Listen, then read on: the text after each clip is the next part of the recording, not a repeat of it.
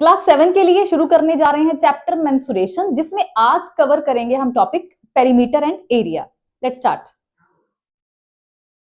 First of all बच्चे, perimeter होता है total distance around a shape.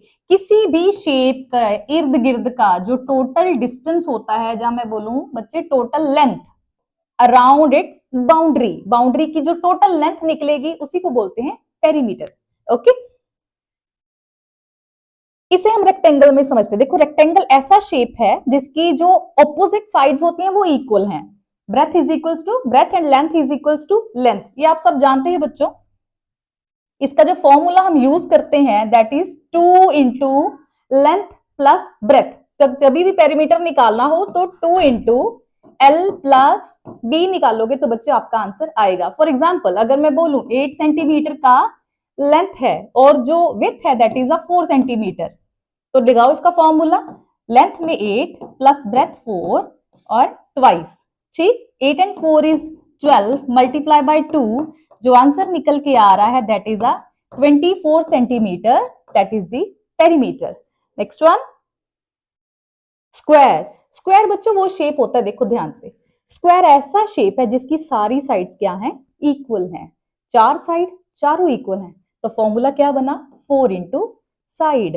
For suppose कीजिए वैल्यू दे रखी 8 सेंटीमीटर, तो पेरीमीटर 4 इंटू 8, 4 8 32 सेंटीमीटर पेरीमीटर आ जाएगा। Okay, next one.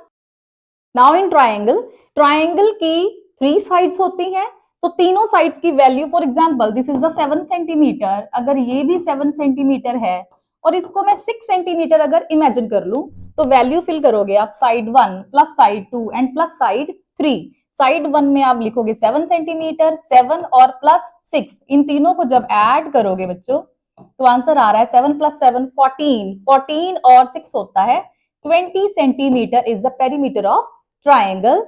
Next figure हमारे पास है। अब बात करेंगे सर्कल की। सर्कल के बीचों बीच में जो डॉट है, जो पॉइंट है बच्चों, उसे बोलते हैं सेंटर। और सेंटर से बाउंड्री के किसी भी पॉइंट को जब आप ज्वाइन करोगे ऐसे बिल्कुल स्ट्रेट, तो इसे बोलोगे रेडियस।